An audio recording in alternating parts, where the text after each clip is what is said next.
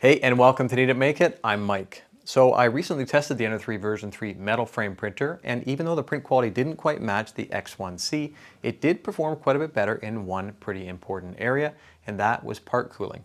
The Ender 3 version 3 has an auxiliary fan mounted to the print head, and it already has pretty good part cooling from what I can tell.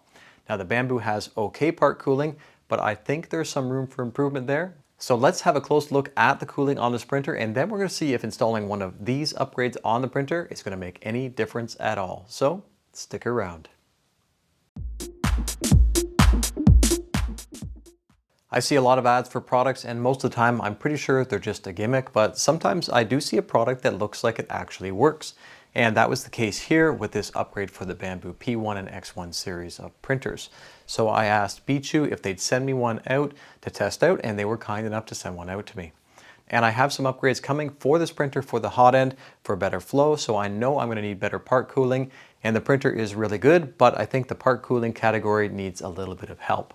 This is the Creality Ender 3 version 3. I call this the metal frame printer. It's pretty new. And although the overall print quality didn't quite match the Bambu Lab X1C, it was able to bridge PETG carbon fiber, which I have had a lot of trouble with. And here's an example of PETG carbon fiber that I tried to print on the X1C, and I had to stop the print. It just was not working out very well. Here is PETG Basic, and you can see there's a slight improvement, not particularly good either. And then we have Hyper PLA, which is not too bad. So I would like to install an upgrade on this printer, but before we do, I'd like to try and understand this problem a little bit more. Here I have the cover fan duct combo from the BIQU Pro, the Bambu X1C, the Ender 3 version 3 metal frame printer, which is this one, and then this is from the Creality K1. For the BIQU Pro, you can see that we have the offset ports. For the Bambu X1C, almost the exact same thing, though the port spacing is different. And if we look from the top, the distance from the fan to the ports is different as well. On the Bambu X1C, it's pretty shallow. On the BIQU Pro, it's quite a bit taller. Now, if we have a look over at the Ender 3 version 3 metal frame printer, it is quite a bit different than the Creality K1. The K1 has 3 ports, everything is in a different position, and the Ender 3 version 3 has only 2, though it does have the auxiliary fan that blows air from the back, so that's probably why it's set in this configuration. Also on the inside, it's quite a bit different from any of the other ones. It looks as though it's going to be pulling air from the inside, whereas the K1 was not, although there was a cutout here, and these ones do not at all. To keep it simple, I'm going to focus on this one and this one. So I've reconnected this, so then we can just run a little test here, see where the air is coming from, where it is going to.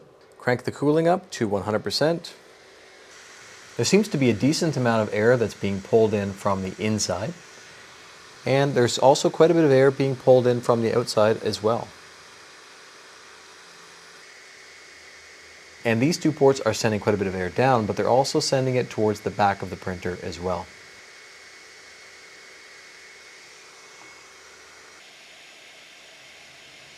For the Bambu, everything has to be pulled in from the front.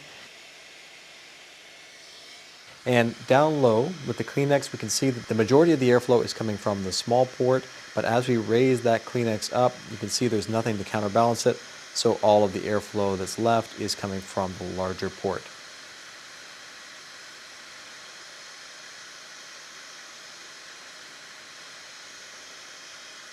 I've removed the fan completely, and we can get a sense of where the majority of the air is coming out.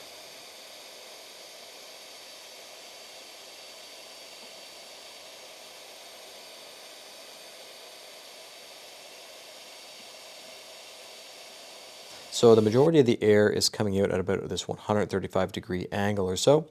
And as we travel over to this side, very little air is coming out here. And I think that's important because if we take a look inside, we can see that there are 2 ports and they look to be about equally sized. But if we look at this diagram, it suggests that the majority of the air is going to go towards this side, towards the smaller port. I've done the exact same thing with the Creality fan. We'll take a look at where the majority of the air is coming out of here.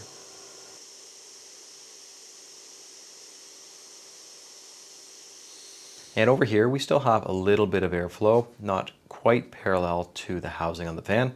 And then it seems to ramp up dramatically and then starts to drop off towards this side. Now, if we take a look at the ductwork, there are these two ports, but they are not proportional. And it seems to correspond fairly well in order to try and balance this out a little bit better. I took the cover off. I wanted to have a close look on the inside. And originally, I would have expected the majority of the air to be pushed around the outside of the housing and to come out at high speed out here, but that is not at all the case. The majority of the air is being ejected out at an angle, and very little air is coming out here at all. If we take a look at the Creality version, it is quite a bit different. The angle of the fins is different. The overall size is different. The thickness is different. Well, just about everything is different. But the biggest thing that sticks out to me is that the Creality version, the clearances between the fan blades and the housing are much tighter, whereas the Bambu is quite a bit further away, especially in this area. Time to get this into the printer and do a test so we can actually visualize a little bit better what's going on and where the majority of the air is in relationship with that nozzle. All right, so I have the nozzle about 2 millimeters or so from the top of the water. I've drawn a center line for the position of the nozzle right here. Let's go ahead and turn the part fan on 100%. And the majority of the air seems to be coming out of the right-hand side port and coming down and hitting the water on the left-hand side of the nozzle.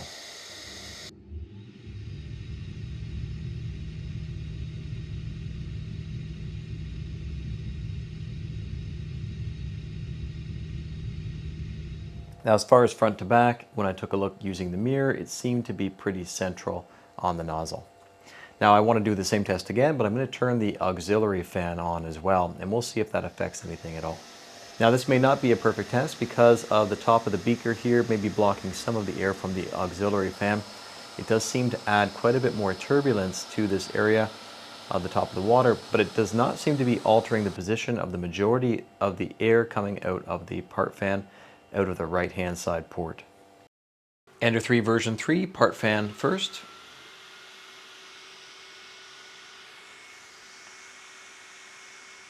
Auxiliary fan.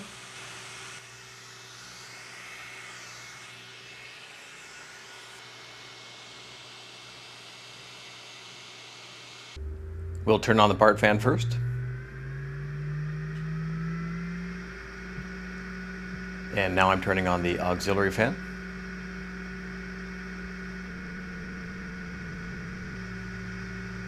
I'm going to turn the part fan off, and now you can see that there's just a little bit of airflow from the auxiliary fan. It seems to provide quite a bit of air movement, but it's not pressurized like the part fan is. So I have both printers going, and I have the exact same part going on both printers with the identical filament as well. This is Creality Hyper PLA. And for this one, I have it pretty well centrally located, and until this test, I had no idea how far off center the auxiliary fan is. You can see here, it's definitely off to one side.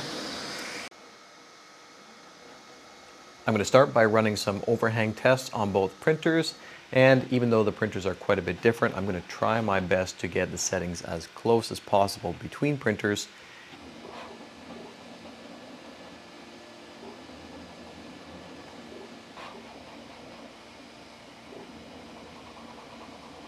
And now I want to do a few bridge tests as well, and this is where I saw the biggest difference and why I wanted to do this test in the first place, but the problem really didn't present itself on PLA.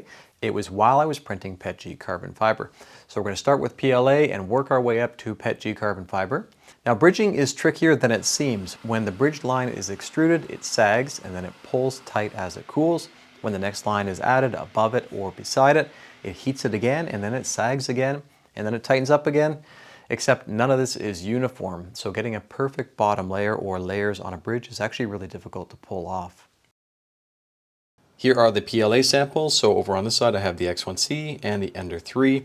I have a few more samples for the X1C, and that is because of the auxiliary fan. So for the Ender 3 it moves with the head, but with the X1C it is stationary. So Ender 3 version 3, this is with the full auxiliary fan.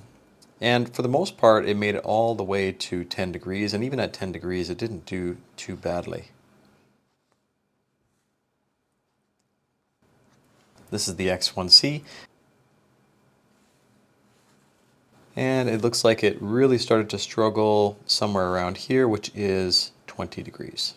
The X1C full auxiliary fan. And there's a slight improvement, although it still struggled at 20 degrees. And then placing the part near the auxiliary fan was on this side. It looks to me that there is a slight improvement again. So even with full auxiliary fan and the part placed really close to the auxiliary fan, it still didn't produce as good a results as the Ender 3 version 3. And I would say that the Ender 3 version 3 did not perform quite as well as the Bambu X1C on the bridge test. The tops on both of the bridge tests look really good, no matter which printer. And over here, PETG carbon fiber samples on the X1C. And here I have the Ender 3 version 3 for comparison. It is a different color, but it is the exact same manufacturer and same type of filament. This sample is no auxiliary fan. And it started to struggle at 20 degrees. And at 10 degrees, it was producing fairly poor results. Full auxiliary fan. It did produce better results, but not on all sides. You can see here that it failed on this side. And this one here, I turned the auxiliary fan down just slightly, and it was able to produce not too bad of results. And to compare, the Ender 3 version 3 did start to struggle with full auxiliary fan, full part fans at about 20 degrees, but the results aren't too bad at 20 degrees. And it doesn't look too bad even at 10 degrees. None of the overhang samples were really that bad, but now we're getting into bridging PETG carbon fiber, and that is where I really wanted to focus, because look at what happened here. Same filament, PETG carbon fiber. This one failed. This one failed. But this one did not. I'll go over that one in a second. For the Ender 3 version 3, none of them failed. None of them look fantastic, but they don't actually look too bad. So there is certainly a difference when it comes to printing PETG carbon fiber in a bridge test with this printer. What's going on with this one? This is PETG carbon fiber as well. This was printed on the Bambu X1C. This is no-name brand PETG carbon fiber. It's pretty much the cheapest stuff that you can buy, and it seemed to bridge not too bad. There are a couple little issues here and there, but nothing really to complain about. So the problem is also in relation to the filament manufacturer and the chemical composition of the filament itself that causes this. But when I print with the Ender 3 version 3, it can be done. On the X1C, it's struggling quite a bit. And also going back to the original test that I had done for bridging, you can see that this was also a fail on this exact same filament for the Bambu Lab X1C. Now, I would have preferred to do all of these samples at the exact same time, but when I opened this up and had a look, this ductwork is glued directly into here. And the instructions for the upgrade say just pull this piece off. No, it does not just pull off. So I'm going to carefully come in here and try and scrape out the adhesive. There isn't that much. There's a little bit here and a little bit along this edge. It looks to me like some kind of epoxy. And then we'll see if we can get this thing off and get the upgrade on. Well, I managed to get it off without damaging anything, luckily, and that's all because of one of these little dental picks. Now let's take a look at the upgrade and compare it to this. So this is called the Panda Jet. This was sent to me by BIQU, B-I-Q-U.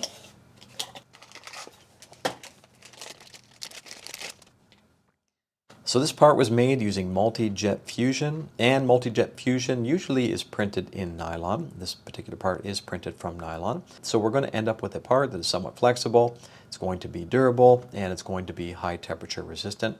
You see that it already has the magnets included, and this process allows them to capture these pretty fine details, and that's important because of these tiny little mounting points that we have here. So there's quite a bit of a difference between the original Bambu and the BIQU version. The ports look different. Of course, the way that the air is being funneled around the nozzle is completely different as well. In my mind, this version makes a lot more sense because of the way it is redirecting the air from the fan. This one here has a diverter set down a little bit lower, and I think in this particular case, and looking at the way that the fan sends the air to the side, this is not as good of an option. If this diverter came up a bit higher, it would be better. So I'm just going to do a quick blow test into each of these ports, just to get a sense of how much air is coming out of which port.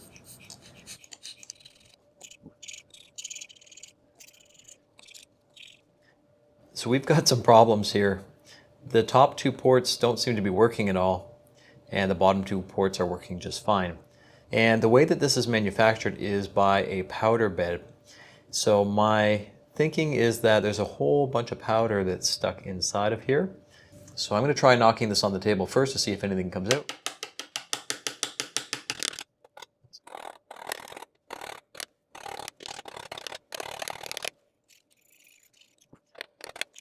All right, we have compressed air.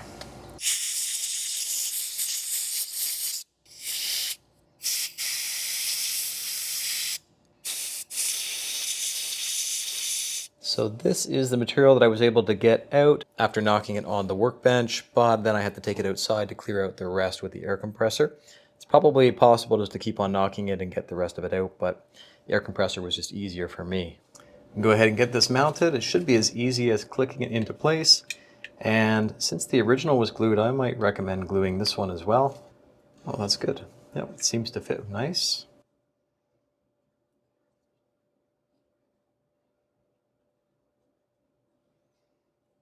And here it is with the fan back in place, and there is a pretty nice fit along the edge, the top edge there. And I'm just going to go ahead and get this installed, and then we can run our tests. And there it is installed, and it looks pretty good. Definitely comes down around that nozzle really well. So let's go ahead and get some tests going. If you haven't subscribed already, consider subscribing, because we have lots of new and interesting content coming up, and there are always new and original ideas, and I do everything right here in this shop. Okay, we'll do the same water test again. Let's see what the position of the airflow looks like. Full fan.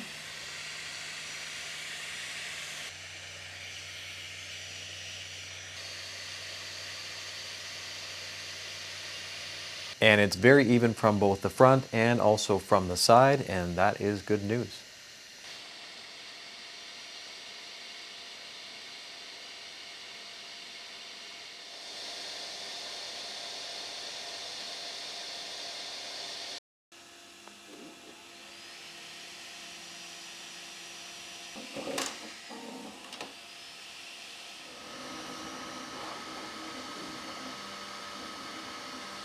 All right, so let's compare the overhang test. So here is regular auxiliary fan and full part fan. So regular auxiliary fan for this one was 70%. The exact same settings, same filament. And this is the BIQU ductwork. And there definitely is an improvement.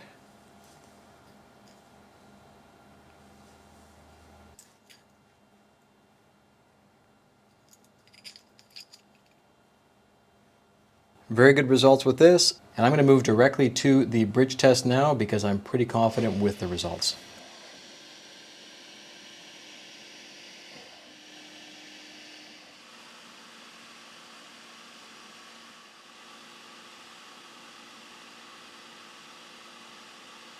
Well, I got a little bit too overconfident because this was the first bridge sample that I created, and you can see it is not perfect. I was able to bridge better than the original samples, but not good enough. This one was through Bambu Studio, and through Orca Slicer I was able to get a little bit better result.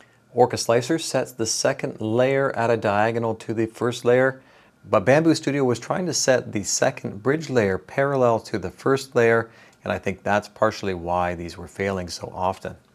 But that's not all. I decided to try red PETG filament, and with the same settings as the one you just saw, I was able to produce this through Orca Slicer. And these pretty well match what I was able to get on the Ender 3 version 3. Pretty good results. This was the original bridge test that I struggled on, and I was able to get this result using Orca Slicer. So when it comes to a bridge, it's a whole combination of things that contributes to getting a good result. Good part cooling, good slicer settings, a good slicer as well. And in this case, for a bridge, Orca Slicer seems to do a better job than Bambu Studio. the material choice as well. Not just the material, but the material color apparently contributes to getting a good result. At least that's my experience with Bambu filament. So how did we do? Well, I have no doubt that the part cooling is quite a bit better. It is putting the air where it needs to be, but that does not mean that all of the problems are solved. Bridging with PETG carbon fiber just is not that simple. It seems that the setup on the Ender 3 version 3 and the settings that were used are all better for bridging, whereas on the Bambu, it just needed to be adjusted to suit this particular filament a little bit more. And as usual, it's a combination of issues that contributes to this. In this case, we had a hard material to bridge, we had poor part cooling, the settings weren't quite right either, and Bambu Studio, for whatever reason, had pretty poor settings for bridging this particular part. Now, using Orca Slicer did not completely solve the problem, but it did go a long way towards producing better results. So after all of this testing, is this upgrade actually any good? I think that this upgrade is actually a good one. The air is directed where it needs to be in relation to the nozzle. A side benefit of better part cooling is that it's handling the purge cycle better, since it cools the filament faster and forces it down before the nozzle wipe. Now, there were some bumps in the road on this project. I did not expect that the stock duct was going to be glued into place, and that was a bit of a pain. And these dental picks really were a lifesaver to break that bond between the parts. And the Panda Jet had 2 ports which were not cleared out before they left the factory. I've relayed this already to the company so that they can prevent this problem for the future. So all in all, it looks like it is a good upgrade. It looks good, it's well designed, it's high quality, and it seems to work really well. Now, if you've had the same experiences as me with your stock part cooling, I'll leave a link to BIQU's website below if you want to check out their products or some of their other upgrades for Bambu printers as well. They have a plug-and-play LED light, for example. They have some build plates, and they also sell a quick swap Revo Panda hot end for the P1 and X1 series printers. Now, if you want to see me test out some of those products as well, please let me know in the comments below. Thank you to each of my patrons for helping to make these videos possible. And as always, if you enjoy this type of content and you'd like to help, I will have a link down there below as well. And if you want to help support this channel in a different way and you are already in the market for a printer, I will have my top 2 picks for printers in the video description. Number 1 is the best printer for the price I've tested so far, and number 2 is the one with the most features that produces excellent results. I hope you found this video helpful. Take care, everybody, and we'll see you on the next one.